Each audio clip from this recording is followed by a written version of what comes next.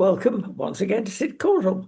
And Sid represented the Christian People's Alliance. And now, GB News, my goodness me, Friday nights, watch Sid on GB News. They put you on the front row this time. You must be making an impression. Well, it's emergency measures, frankly, because I've been trying to get on the panel. I've been trying to get an interview on GB News, and I couldn't get an interview. I tried to get on the panel, and promises were made. Yes, yes, we'll bring you on, but nothing ever happened. So anyone can apply to go in the audience. So I applied to go in the audience, and last Friday was the second time. But I've now learned what happens. So what happens, this is on Friday nights, by the way, on Patrick Christie's show, where he has an audience. And they're very good. The presenters are very good. They meet everybody in the audience and shake hands with them and say hello before the interview. And so I met Patrick Christie's the first time, and told him I was leader of the Christian People's Alliance, and he said, "Oh, good. Well, I look forward to hear what you got to say on the show." And they come around with a sheet of paper telling you the topics, and there's normally 6 topics, so it's 2 hours. They have 3 topics in the first hour, and then another 3 topics in the second hour. So they tell you the topics that they're going to discuss, and then it's anyone that wants to ask a question, please, let me know. So obviously I'm me. So the first time I went, I was like, "Yep, I'll ask a question on Iran." So they put me down. "Yeah, ask a question on." This time I said, "I'll ask a question on the NHS." So they said, "Yeah, fine, ask a question on the NHS." So they actually wanted me on the front row. They said, "Oh, Sid's going to be asking a question. Please, I need you on the front row." So the first time I went, it was like, I sort of made sure I was first through and I was sat on the front row. This time they placed me on the front row. So that was good. So actually what happened during the program was they also sometimes ask the audience if they've got a question because no one's actually put down for a question. So I literally got in on the first topic, which was immigration. And I said that we need to close the borders before worrying about who we're sending back. And I got a big applause from the audience. So that was good. Then it came to the NHS and they didn't bring me in. So there's nothing I could do. I sat there with the microphone waiting to ask my question. And the presenter didn't bring me in. So when we had a break, I said to him, "You didn't bring me in." He said, "Oh, sorry, I ran out of time. I do apologize. I'll bring you in on something else." So the next item to discuss was Keir Starmer not allowing the US to use American bases. So I came in and said, "Well, behind all this is the excuse of international law, and I think international law is a complete nonsense." And they picked that up. All the panel picked that up, and it basically agreed with me. So, and the second time when I came in, I actually introduced myself and said, "I'm Sid Caudle, I'm leader of the Christian People's Alliance. And, behind all this, what you're talking about is Keir Starmer saying that it's all about international law." And, and I think I added something to the program, frankly. I think, and the lady who was the producer showed me enormous amount of respect, and the presenters showed me enormous amount of respect as well. So, I'm due to go on again this Friday. So we'll see what happens. But what I really want is to get on the panel. So we'll see. At least I've shown them. I know what I'm talking about, and I'm somebody worth listening to. Well, it's to be congratulated from the GB News point of view, is that many broadcasters have a thought for the day, and it's not long before it includes every other religion and imaginary and real around the world. And maybe you get on once a fortnight. You've only got to look at today's programme, Radio 4, to see the diversity there.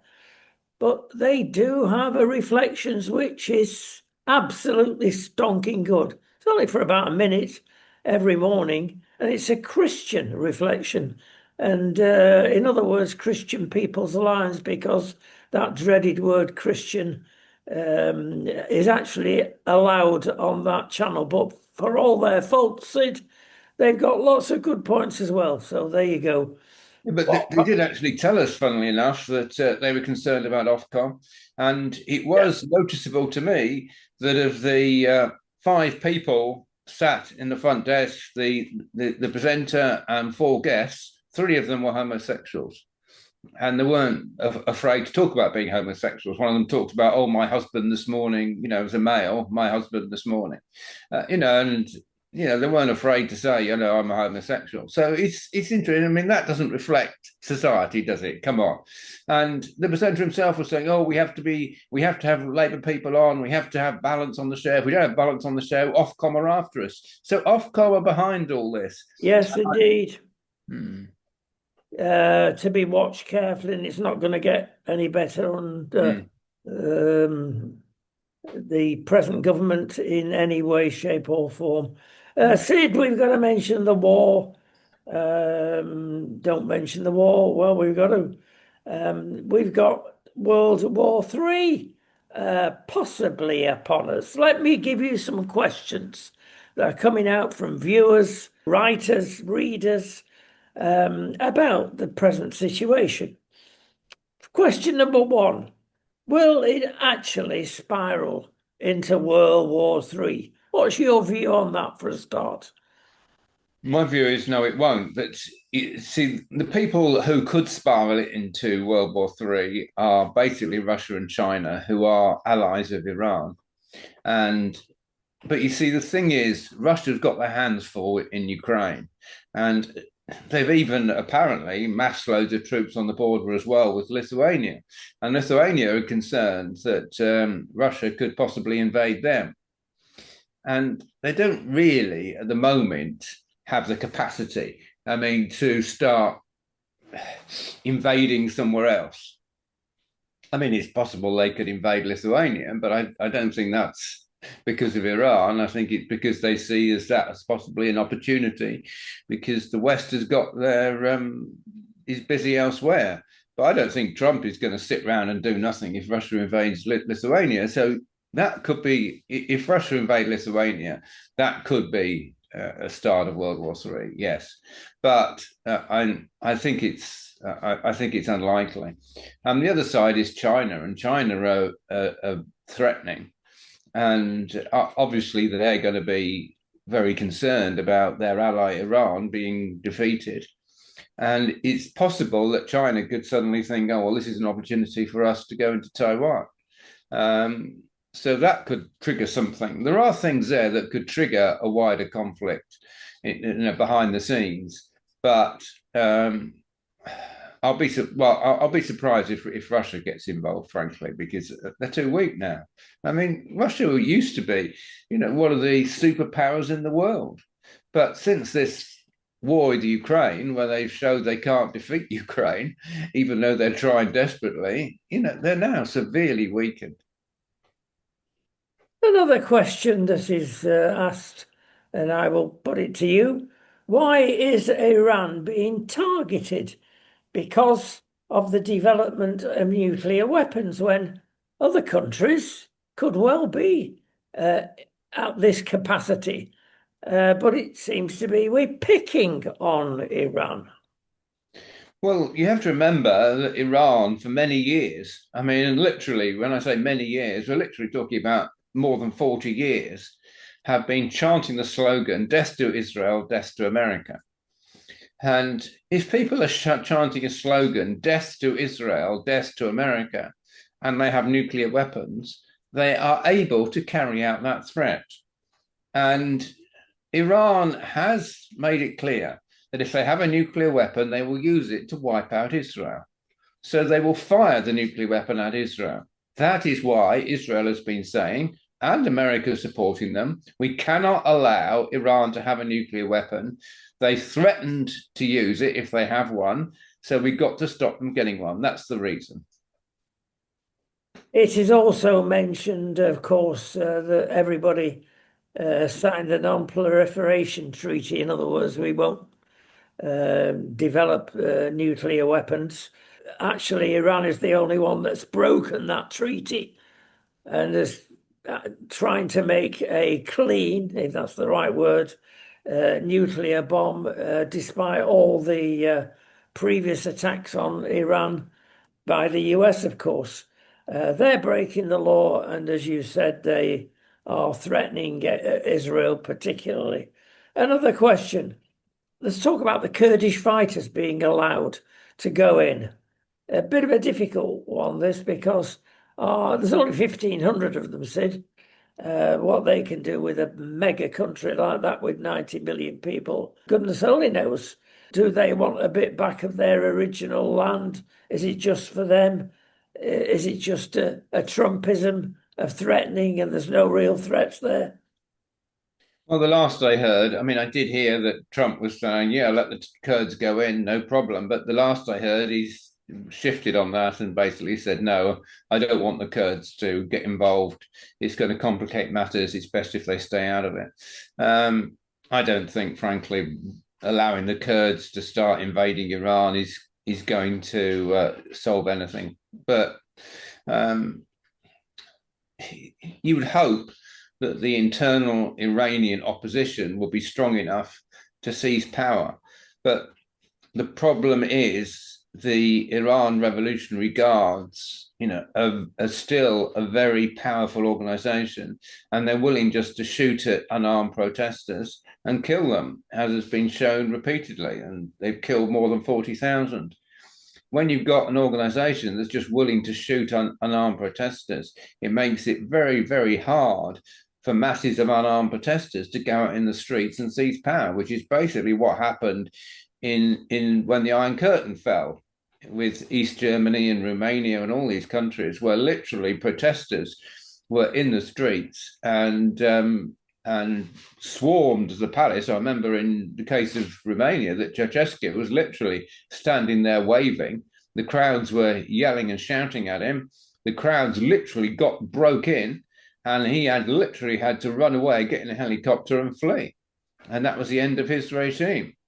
And that's what happened in those countries. But see, if you've got loyal soldiers, which it appears they have, but these are Islamist soldiers that Iran is employing. It's not just the regular army. So if you've got Islamist soldiers that are basically terrorists that are willing to fire on crowds and kill them, then that's what's making it difficult to overturn the regime. Yep, I'm sure you're right. It's a toughie, this one.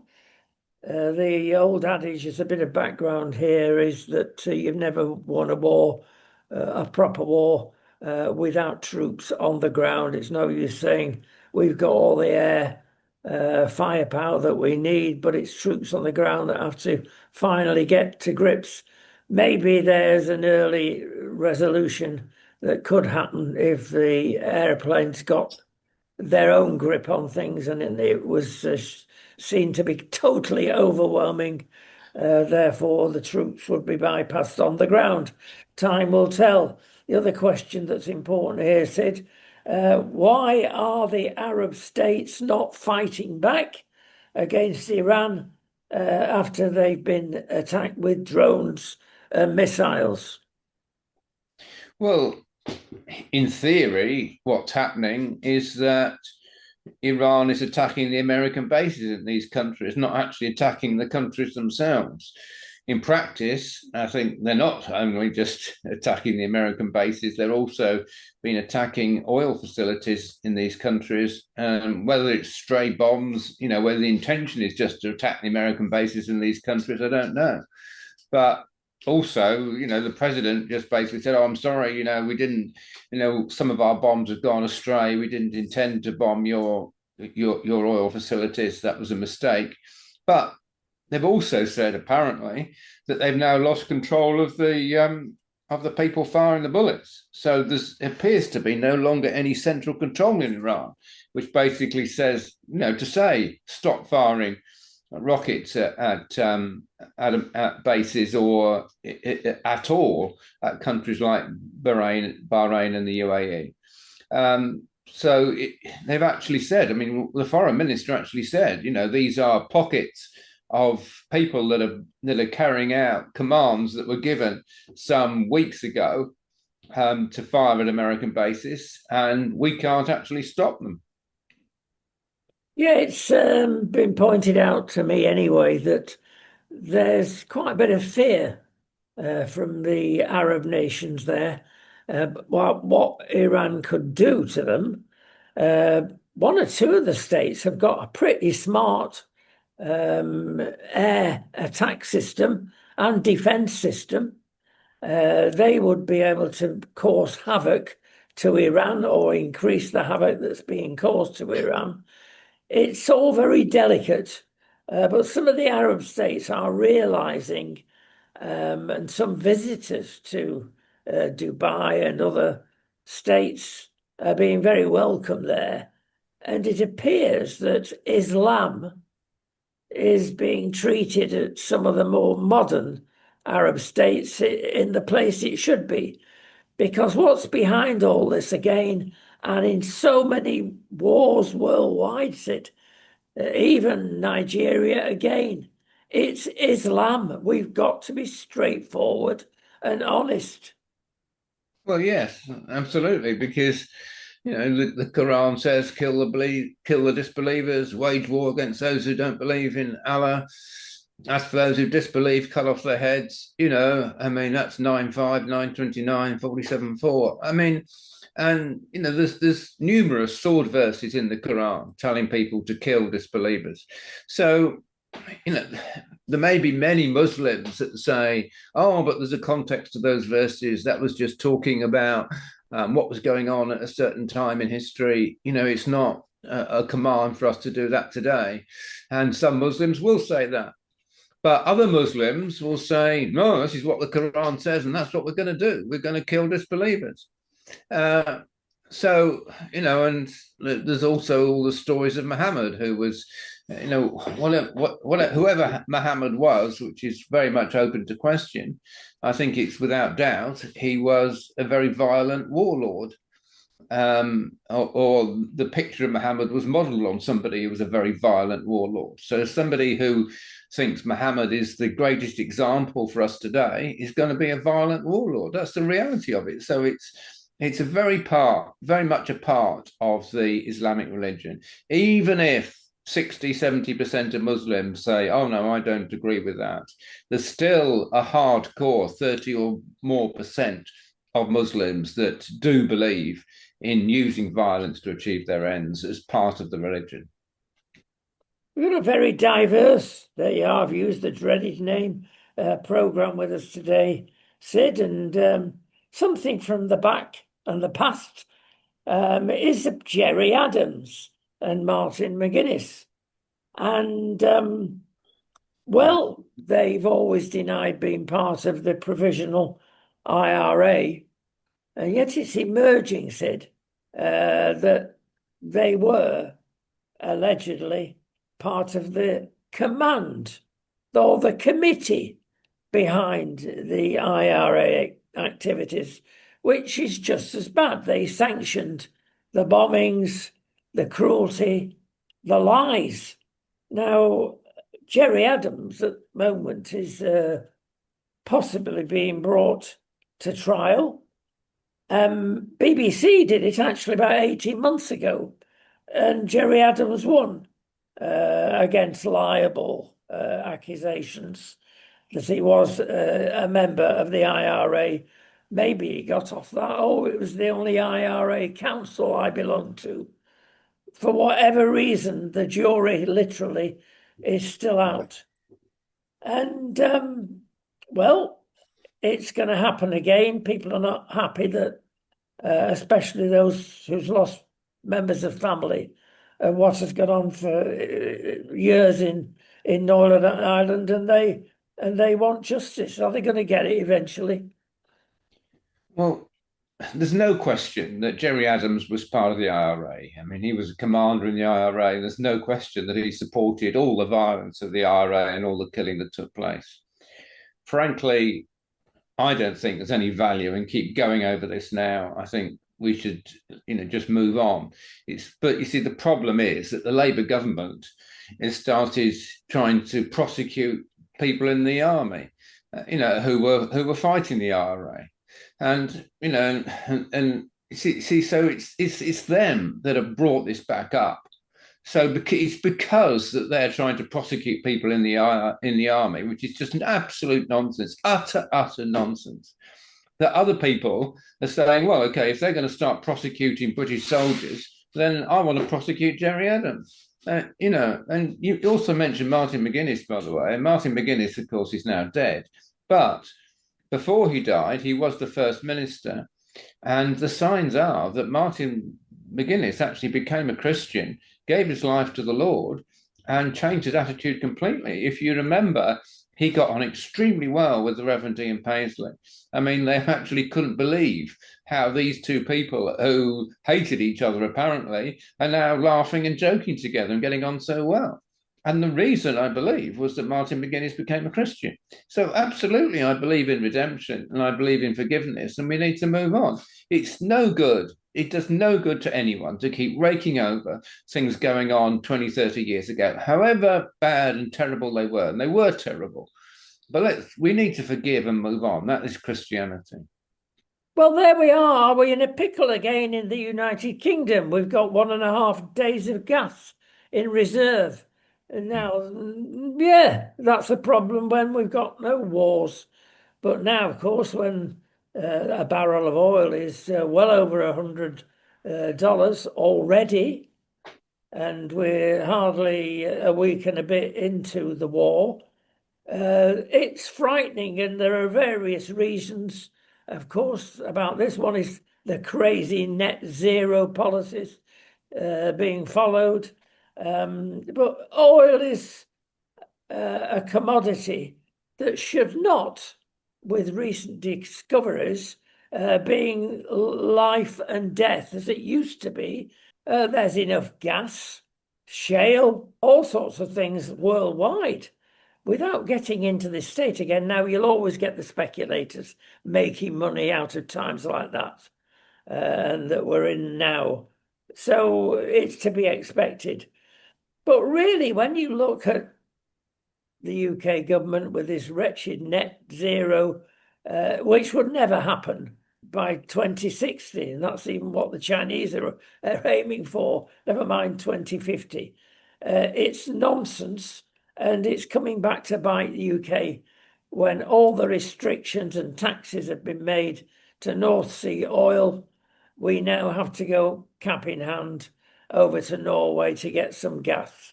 It's horrific, Sid.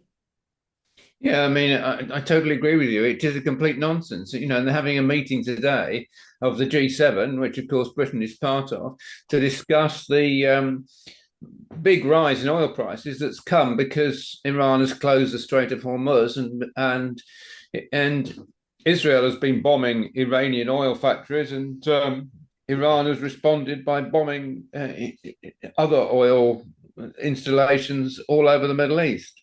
It's a bit foolish of Israel, frankly, to make it an oil war, but they have done, and that's what's going on. But you see, the US is sitting pretty.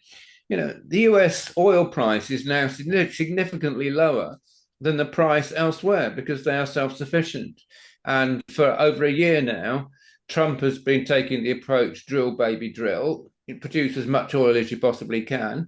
After the 4 Biden years, when they were seeking to close oil pipelines, stopping all fracking on government lands, and the oil price shot up. The oil price came down under Trump.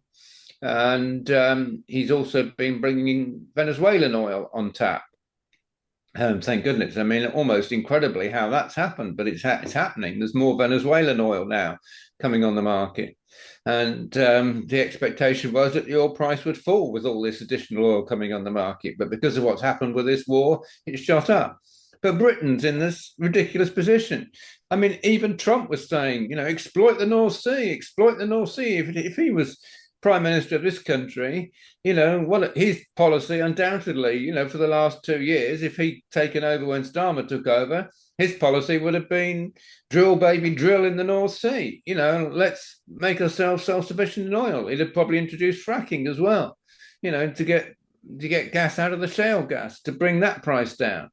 But yeah, but you're quite right. What we're actually doing is abandoning all the oil wells in the North Sea and buying oil from Norway, who are drilling in the North Sea. I mean, it's just such a ridiculous policy. And they also seem to think that we can be self-sufficient in renewables, which is wind and solar, which is complete nonsense because there are times when the sun doesn't shine and there's no wind, and we have to have energy from somewhere else. And oil and sun have to be backed up by other means of getting energy. And Ed Miliband's promise was, if we go for oil, for wind and solar, then we'll reduce bills by £300 per household. Is just proven to be totally false. Right, we go to headlines. Labour are killing the economy to stay in power. I would think a lot of people agree with that accusation. Industry is suffering like mad, certainly hospitality, etc. But even the building industry, all the decent builders that we got from, as an example, Poland, are going back there. The simple reason is that the Polish economy, GDP, everything is going up in these hitherto second-rate countries in Europe, and it's almost matching the GB standards. So, of course, if you are a Polish individual, you want to go back home because now the cost of living is practically the same as Britain, and services are probably better than Britain. Well, what am I doing here? I might as well go and earn money back home. And again, a terrible indictment on this government. Yes, I don't think they're deliberately destroying the economy. I think they don't know what they're doing. But you see, they've come into power with this idea, as I've said before, that the economy is a cake. And if you take money off the rich and give it to the poor, you'll have a fairer society. I mean, it's endemic to socialism. Tax the rich, tax the rich. They don't realize that the economy is actually like a train where business is the engine. And if you don't look after the engine, there's no money in your society for everything else. And what they've done when they've come into power is set up 28 new quangos and increase spending on quangos from 265 billion per year, which was already a very high figure, to 391 billion per year. But a need for increase in taxes, plus we've had a big increase in the deficit. But the big increase in taxes which we've had has largely gone on business. I mean, it's employers' national insurance that they've raised. We don't want to tax working people. We want to tax business. We tax the rich. So, there's been this enormous rise in employers' national insurance, and every employer has suffered. And then plus we've had an attack on the private rented sector. So landlords have also been hit hard by the Labour government. And so it's because landlords have been hit hard that they've had a problem with house building. And they don't realise the repercussions because of this big increase in national insurance to pay for quangos. That's all it is. Every business has suffered. Pubs have suffered terribly by the rise in national insurance plus the rise in rates, and every sector is suffering. And they're not doing this deliberately. They're not deliberately attacking business. They're just ignorant, frankly, as to what makes a successful economy. That's the reality of it. But absolutely what they're doing is disastrous. Well, I think you're being very kind to them, Sid, because I look at the whole situation and I look at the advice given by the civil servants, because obviously they're giving advice. But my contention would be is that ideology is overcoming rationality in all this. Well, yeah, in the sense of ideology being, tax the rich. I mean, yeah, absolutely. But, they don't understand what they're doing. But you mentioned the civil service, by the way, and it's become increasingly clear that the civil service is supporting the Labour government, because when the Conservatives were in power, the civil service were, oh, no, we can't say anything. We're neutral. We can't support the government. Now the Labour Party in power, all of a sudden you have all these statements that come, for instance, from the Home Office say, oh, we're doing our level best to reduce the use of hotels, and what they spew out is exactly Labour Party policy. I mean, it was a disaster, frankly, just to scrap the Rwanda scheme, and it was a disaster to get rid of the barge. But the civil service don't say, oh, no, we shouldn't have done that. They're just supporting Labour Party policy. Rwanda scheme's a disaster. Stop it. The barge, it's people aren't happy there. Get rid of it. It's stupid decisions. In all this we've been talking about, a lot of people are complaining about the moral compass, if there is one left in Britain. Society is rotten in many ways. You look at the amount of marriages that still are intact after a few years. Most marriages are broken up. Society's divided. The children are suffering. You go to institutions. There's an example. The Police Federation is looking, as a trade union, I suppose, after the policemen.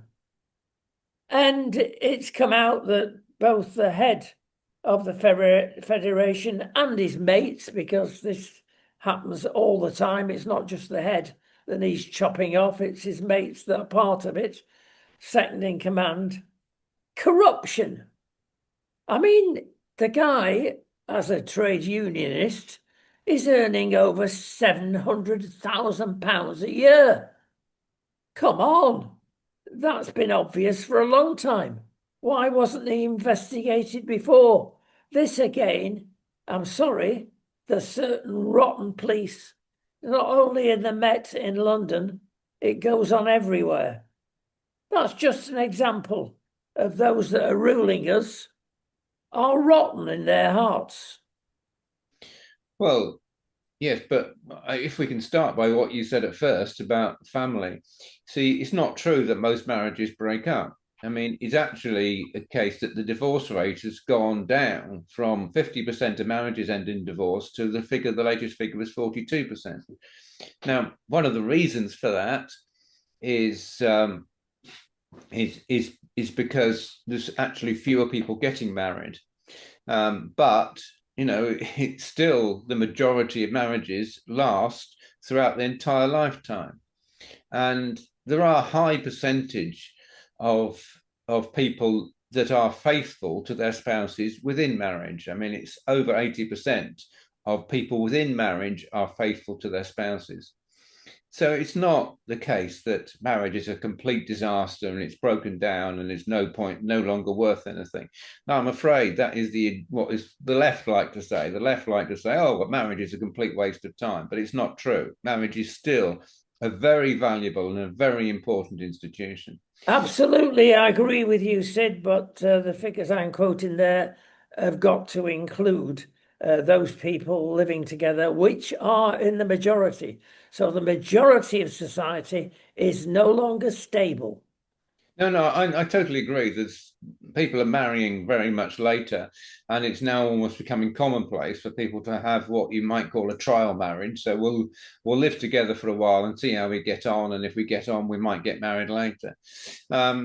But yeah, which is not the right way of doing things. I mean, I'm not saying everything is rosy, but we do have this picture in our society where there appears to be a spiritual revival taking place in Generation Z, which is the young people. So there are an increasing number of young people that are wanting to get married and be faithful and to do things right. And the trend that's been going on for a long time, where everything has been getting worse and worse, I believe is actually being reversed. So I don't think things are getting worse and worse any longer.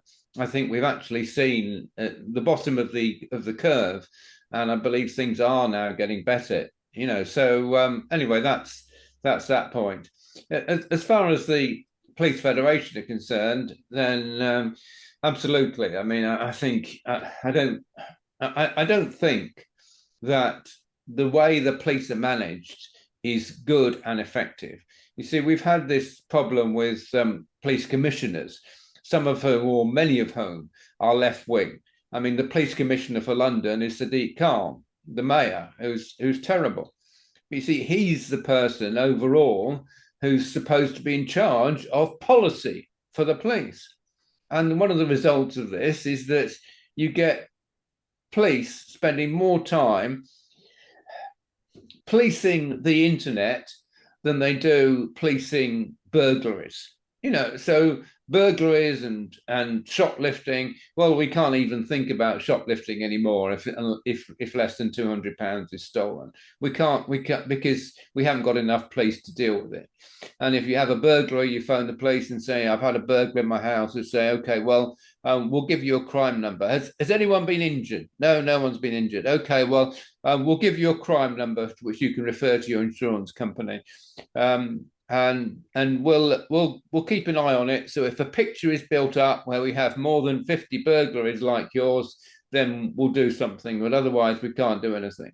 So suddenly, burglary, robbery, stealing phones, the police don't do anything. But they do something about online crime, which they perceive as online crime. Someone's engaged in online with hate speech, so we're going to have to stop them and arrest them and take them to prison. I mean, it's just the whole values of our society, because of these left-wing police commissioners, has gone very, very badly wrong. Badly wrong. Right, we've got to move on. We're going to go a bit earlier to our footy spot for a number of reasons. But before we hit that, I want to finally perhaps put the cork back in the bottle, because it's been obvious for a long time now that the love-in between Trump and Starmer has finished completely. And now, of course, the boiler's burst, and Trump, in my opinion, has told quite rightly Starmer where to stick his aircraft carriers and various other things. Frankly, it's a shame on the country how Starmer, who was egging himself up to be a great international politician, he's bad abroad, he's bad at home, perhaps he's even worse abroad, Sid. No, I totally agree with you. And I think Starmer has brought shame on this country in not allowing the US to use UK bases, both in the UK and also on UK islands, for the US to bomb Iran in the first place. And now the war's been going on for a week. He's changed his mind and said, we will allow, in certain limited circumstances, we will allow our bases to be used. Too little, too late. We've now decided that we can find 2 spare aircraft carriers, which we had actually allocated to the European Union and to be used as part of a European defence force. But we've spoken to the EU, and they've allowed us to release these 2 aircraft carriers and send them to the Middle East.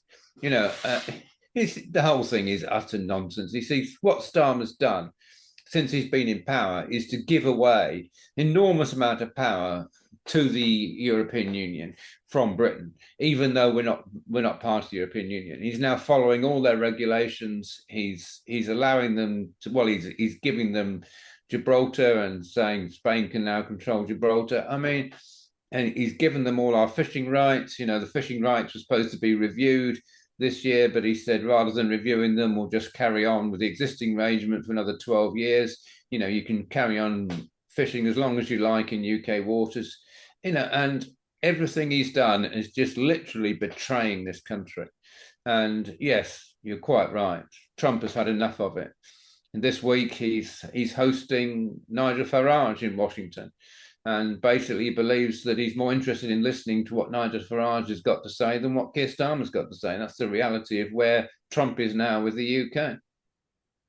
And behind the scenes, I'm sure that whether it's absolute direct financial support, Trump wishes that Nigel will get in there.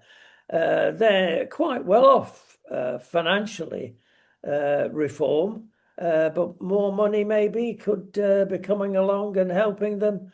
Time again, we'll tell about that one. Early doors for football, Sid. One is that we've mentioned before about Manchester United and them going DEI woke from the time of Sir Alex Ferguson, go woke, go broke, absolute demonstration of that saying. The thing is a lot deeper than even I suspected. And it's come out now from the point of view of what happens to Darren Fletcher, who was a mainstay at Man U for years and is now their under 21s coach, and his two sons, Jack Fletcher and Tyler Fletcher, but especially Jack, who went up for the under 21s to play a match in Barnsley, and they roundly got beaten. Now, somewhere in the match, nothing quoted. He, somewhere along the line, made a homophobic comment to another member. You can imagine what was said without knowing the actual words, which was quite wrong. But my goodness me, the repercussions. And I'm highlighting this between what happened in the good old days and what happens now. I mean, this is a sin that is probably worse than murder in many occasions. He's been brought to boot, literally, from £1,500 fine. Well, that's nothing even for a young player. But he's been banned for quite a long time.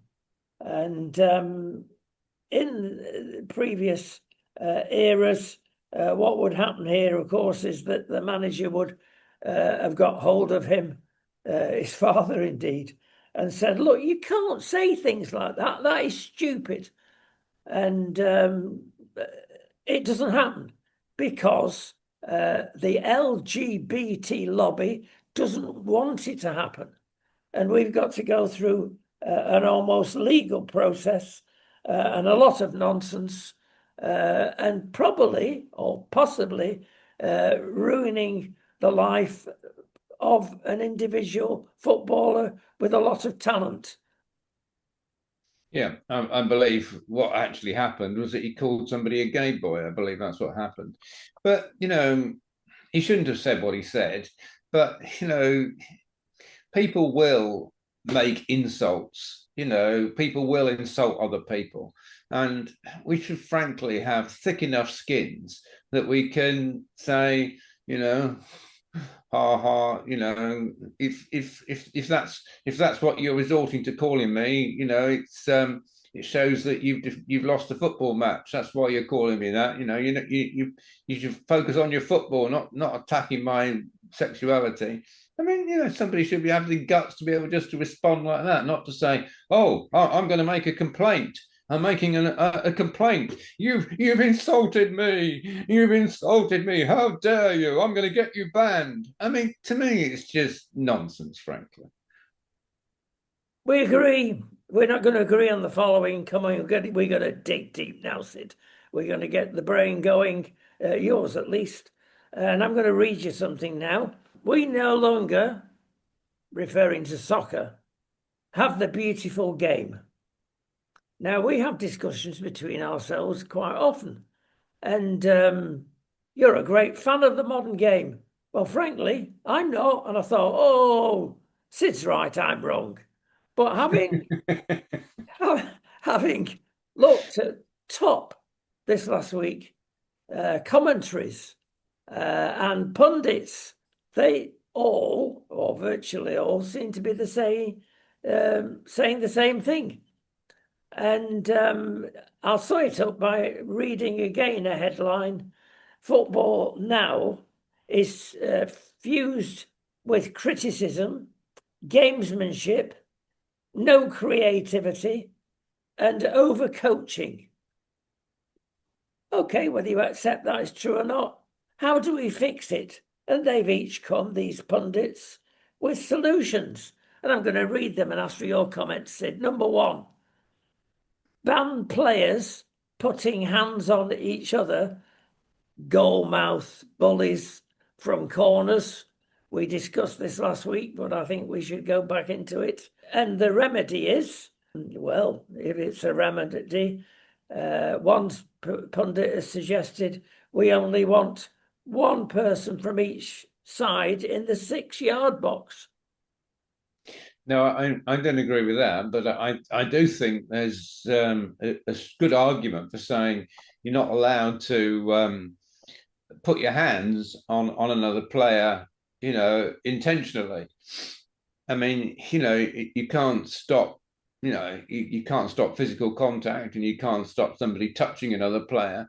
But if they literally, if you grab hold of another player, then that should be a foul, frankly. And if it's in the 6-yard box, then it should be a penalty.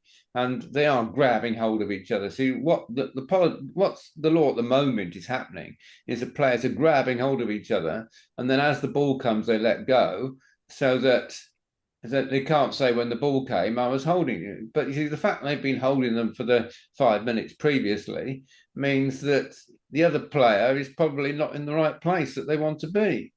So the way things are working now isn't working, and we've got to do something about it. And to actually say you're not allowed to hold another player, will be a very good law in my opinion. Number two, simulation, which is a bit of a euphemistic phrase, frankly. And again, I was watching footy over the weekend, and I get really weary, Sid, of a foul being committed, and the person going down there is banging his hands on the floor as though he was at point of death. And suddenly, when you look away, he's up on his feet again. That's one point of simulation. The favourite one, of course, is to diving in the penalty area.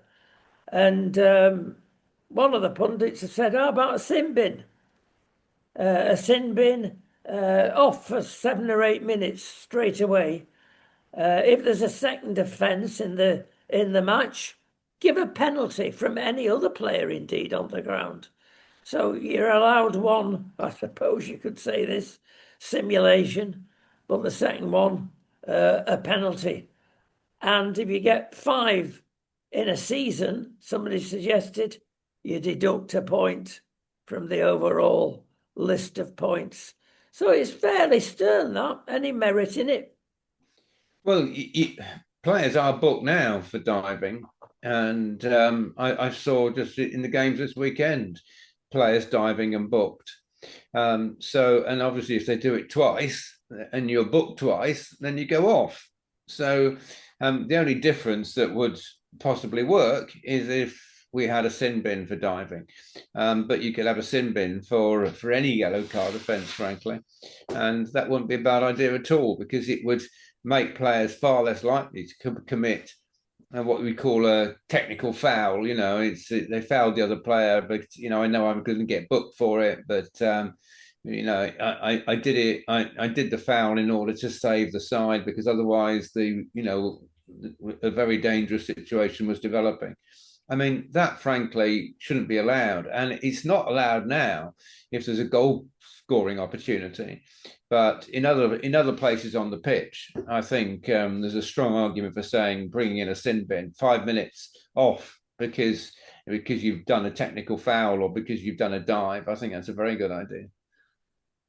There we go. This is a good idea. Number three, a 10-second law for goal kicks, for corners, for throw-ins. If you don't, do it within 10 seconds, then it's awarded to the other side. Or somebody's suggesting having a 25-yard semi-penalty, if you wish, around the goal, 2 selected areas where the ball's put, and you're 25 yards out, you have a pot at the goal. Or it's again suggested that you allow the player on a throw-in, for an example, to throw it to his own feet, and that's the way of moving the game on and making it go and flow better. So rather than the opposition coming and stopping you making a throw because they're all marking your team, throw it to your own feet and get out of the situation. Doable, Sid? No, I don't agree with any of that, I'm afraid. I mean, I don't think, once you start saying, oh, the clock goes as soon as a throw in, it has to be done within 10 seconds. I think that alone would just ruin the game. And you say, oh, sorry, you took 11 seconds over the throw in, penalty, it's just that itself would disrupt the game far more than allowing an extra second for the throw in, frankly. So I'm not in favour of that. And at the moment, players can be booked for time wasting, are booked for time wasting sometimes, and referees can add time on and do add time on if there's been time wasting. So I think that's the way that's working is frankly fine, and the referee can have a word with the captains and say, look, there's been too much. You're taking too long over the throw-ins and the goal kicks. If you don't speed up, then I'm going to book you for time wasting. So speed up. That goes on now, and that's a much better way of doing it, frankly. He's probably right, actually. He won't be right about the following thing because it's VAR. And there are various, well, recommendations. The first one being have a 90-second VAR limit. If it is not clear and obvious, that's the favourite phrase, isn't it? Whether it's offside or not, then it's not clear and obvious. Get on with it, in other words. You've got 90 seconds to make up your mind. Somebody else says get rid of VAR completely. Also, at the same time, get rid of the nerds. Now, that means that there's so many people looking after the financial side of football, looking at the statistics of football, which have got out of hand, frankly.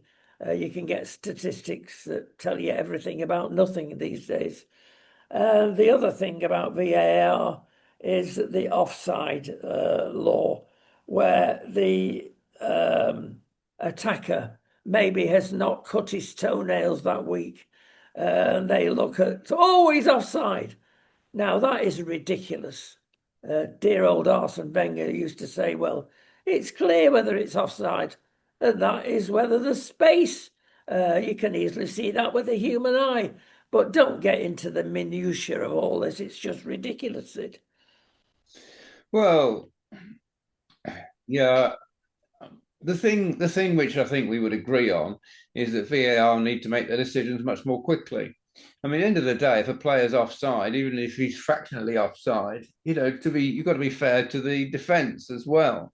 And if it's, I saw in the game between Wrexham and Chelsea, a player scored what looked like a good goal, but then it's like, no, sorry, he was offside, so the goal was cancelled. And the fact is, it was offside, but the VAR should have made that decision much more quickly. We shouldn't. It's not acceptable, frankly, to have 2 or 3 minutes, while you wait and wait for VAR to come back with a decision. I mean, the VAR should be able to be watching the game. They've got more viewpoints than the referee. They should be able to instantly come back to the referee and say, no, that was offside. The goal's not allowed. Not sort of like, oh, well, let's have a look from lots of different angles. I mean, they should be able to make quick decisions in the VAR. Right, to finally put the last nail in the coffin of VAR, in my humble opinion, Sid, and a lot of pundits are saying the same thing. It's taking the excitement, the immediacy out of the game. Fans are on the terrace there. They want to enjoy and scream and shout when a goal is scored. They don't want to sit there stupid, dumb, and numb for 7 or 8 minutes before some guy in a caravan with all the technology decides. And proof, referees make mistakes, but so does VAR. Perhaps as much, we're gaining nothing by it. No, I don't agree with that. I think VAR.